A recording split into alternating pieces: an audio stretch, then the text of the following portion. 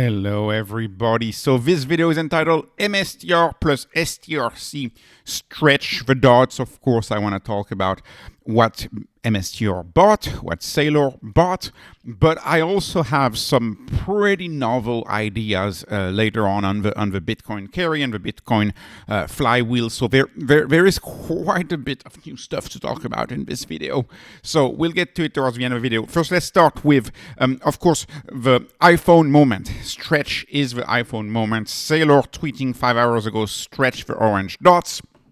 Of course, yesterday, as I said, I was very impressed by the speed at which Stretch recovered from being ex-dividend, right? It essentially recovered in a day or something close to that. I expect on Monday we'll be very close to 100 again, maybe Tuesday at worst, depending on the macro. But I expect Saylor will be ATMing Stretch again. What are my predictions? What are my predictions for tomorrow? Well, Stretch.live, I mean, we know they've been off by plus or minus 10% in the past, so we'll see.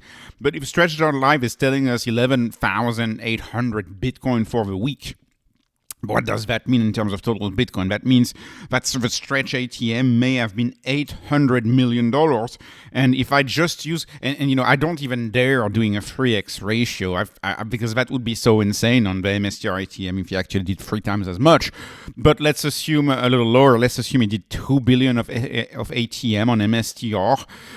Maybe a little more than that. So depending on how optimistic you are on the ATM, maybe we're looking at between 2.8 and 3.2. 2.8 and 3.2. So if you did exactly 3 times on the MSTR ATM, that'd be 2.4 billion. So 3.2 here. What does that mean? How many Bitcoin did he buy? Could it be 40,000 Bitcoin? Could it be between, I don't know, 35,000 and 40,000 Bitcoin? Let's say something like that. Between 35 and 40,000 Bitcoin is what I'm estimating. Absolutely insane. I cannot understand this. This is crazy. This would be a top 5 buy, another top 5 buy for Saylor. This would be just crazy.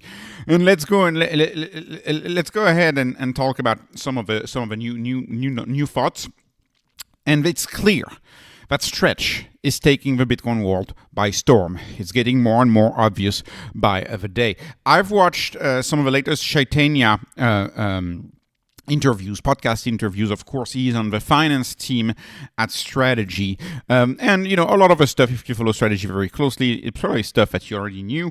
But there's a few things that were very, very interesting. And it became clear listening to Chaitanya Jain talk. It became clear to me that a lot of companies are simply adding Stretch to their books. It is so much easier for a company and eventually for a bank, for a finance enterprise, a finance startup, even for the designer of an ETP or an ETF or an exchange-traded product, it is so much easier for them to buy Stretch than it is for them to actually buy Bitcoin, or than it is for them to buy Bitcoin and recreate a product like Stretch. Why would they bother trying to recreate a product like Stretch when they can just buy Stretch, hold Stretch in their balance sheet, in their jurisdiction, and then offer a similar product built on top of Stretch minus a spread? This spread would be their margin. So, for example, if you were a financial institution and you wanted to offer a 7% yield,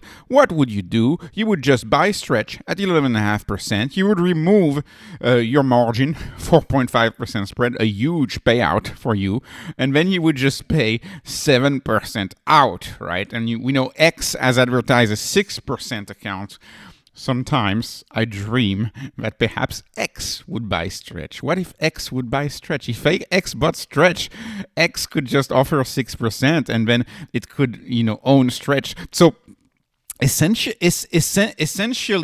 Saylor is creating a new yield. He's creating a Bitcoin-based yield in the form of Stretch, a yield that is so much higher than the government yield, than the government bonds yield.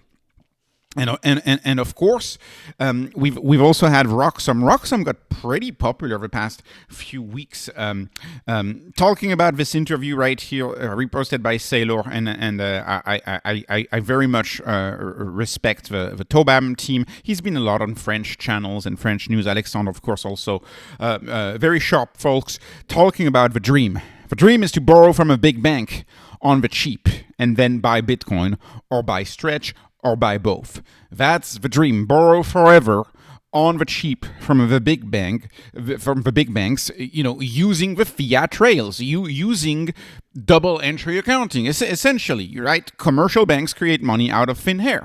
That's why they will create fiat money. They will create trust money as long as you have a collateral to pledge, and that money is created out of thin air for the banking system. And what if you take that money created out of thin air for the banking system, and instead of putting it in, say, real estate or whatever, you take that money and you end up putting it in Bitcoin, which is the hardest asset ever? What if you did that? Right, that's the whole idea of the Bitcoin flywheel, or the Bitcoin carry trade. And of course, Roxum, Borja here is talking about what's going on, is this Bitcoin-based exchange. So it's an exchange who has Bitcoin as the base currency, very popular outside of the United States. And it seems like the demand for Stretch, which they just listed on the exchange, the demand for Stretch is enormous from the Bitcoin world, in the Bitcoin world. Like, people in the Bitcoin world have an interest in credit, they have an interest in stocks, but they want to buy a Bitcoin stock or a Bitcoin credit, right? So if we move to a new monetary system that's not based on fiat, but that's based on Bitcoin, and Bitcoin is the standard currency, why wouldn't you be interested by Bitcoin credit? Why wouldn't you be interested by a Bitcoin company? And of course, that's the whole point of Roxum, is they list all sorts of different Bitcoin mining, Bitcoin derivative. They have Bullish listed on there, they have Mara listed on there, all sorts of Bitcoin-based companies. Yeah, if you live in Bitcoin, if you believe in Bitcoin, maybe you want to own your money in Bitcoin, but maybe you also want to invest in other Bitcoin assets. Stretch is a very compelling one for these folks. And of course, that platform, what it does, it takes the dividend, right? You buy Stretch, it takes that dividend, converts it right back into Bitcoin. Of course, not very tax efficient in the US, given how Stretch was kind of designed for the US tax code. But if you're in a foreign jurisdiction, the tax code may be different anyway, so you don't really care as much about that, and you would love, of course, to just transfer it back to Bitcoin. But this is where I get to the crux of this video. Roxum here again explains it pretty well, and I would call these kind of synonyms. You could call this the Bitcoin carry, or the Bitcoin carry trade, or you could call this the Bitcoin flywheel. But very, very easily, so easy. You have Bitcoin, you borrow your dollars against your Bitcoin at 3 or 4%. Then you buy Stretch, and then Stretch pays you an 11.5% yield, and you use that yield to pay back the 3 to 4%, meaning that you carry the pocket, what you make, the money you make is 7.5 to 8.5%. That's your delta, that's your carry, that's your arbitrage, that's the money that you make. Very famous trade done by hedge funds between the Japanese yield and the US yield. Trades very popular by UK retirement funds, for example. They do the carry trade too. Very, very popular trade among hedge funds, except the Bitcoin carry, like anything Bitcoin does, is on steroid. The Bitcoin carry is on steroid, and the Bitcoin carry, unlike the Japanese yield, US yield, Bitcoin hedge fund type carry, well, that's not really accessible to the common man.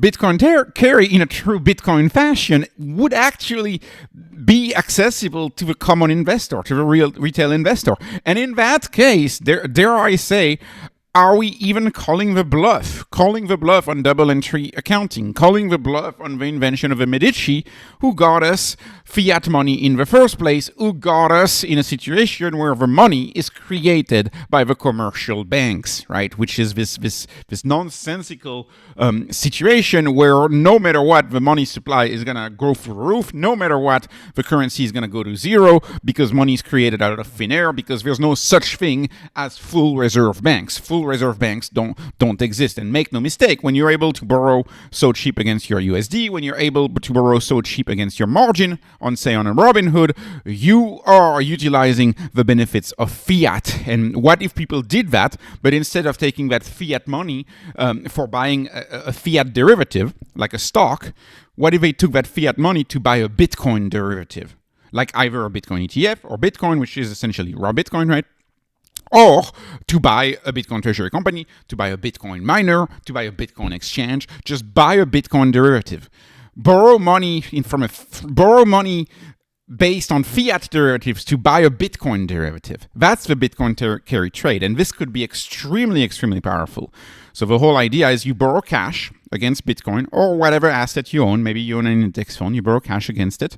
Then with that cash you borrowed, you invest it in an asset that is designed to remain at 100. Designed to remain at 100. So technically, you're not going to lose the money that you put in the asset designed to act like a money market account. So you do that, except you move that money to an asset that's designed to stay at 100, but it pays a yield from the Bitcoin ecosystem. So you borrowed from the fiat ecosystem for a yield in the Bitcoin ecosystem. And so you collect the delta, you collect the difference. This could be very, very, very powerful, right? You collect 4.5% interest, right? The delta, you pay 4.5% interest, and you collect 11.5%, and that's that delta. That delta is what you collect. And what if? And this is a game of how do you call it? Collateral. This is a game of math. This is a very interesting game. But let's assume you want to de-risk this trade. What if instead of borrowing against Bitcoin, for example, what if you were to borrow against, I don't know, the BND ETF or something super, super stable, assuming there's such a thing right now, right? In that case, you're creating a fairly anti-fragile portfolio, right? Of course, the risk of borrowing against Bitcoin is a very volatile asset. You borrow against it, you could be wiped out. There are assets that are absolutely not that volatile that you could borrow against much more safely. Even an index fund. What if you borrow against a very boring index fund, right? And you borrow against that, and you put it into Stretch. Stretch, of course, is designed to be stable, and then you just collect the delta between the 4.5% that you pay and the 11.5% paid by Stretch. And there's another major catch. And of course, by the way, 3-4%, these rates are not far-fetched. Remember, 3-4% for Roxum, pretty big operations, in Europe and elsewhere. These are the yields over there. In the US too, the yields are pretty low. Like if you look at Robinhood margin rates, I mean, you're looking at 4.5%, 4.8%. That's what you're looking at, right? Interactive brokers just as cheap. Webull just as cheap. So 4% roughly for asset-backed loans is what you pay. Asset-backed loans in the fiat system, in TradFi, it's about 4.5% right now, right? Bitcoin-backed instrument, 11.5%, designed to be stable. You collect that delta. And the key, of course, is when you collect that 1% yield, what do you do with that 1% yield? Well, if you want to be riskier and if you want a flywheel, a Bitcoin flywheel that is slow moving, where you're going to recycle the capital more slowly and prudently, well, you would buy something like a Bitcoin, for example, that has a 25% maintenance ratio. Anyways, the point I'm trying to say is what do you buy with the cash? Because if you want to do it again, then you need to buy an asset on which you can borrow against it again to rinse and repeat. And so what do you buy? If you just keep it in cash, you can't borrow against cash. But if you take that cash, you convert it into, say, MSTR or into, say, IBIT, well, you have a 50% maintenance ratio. That's favorable.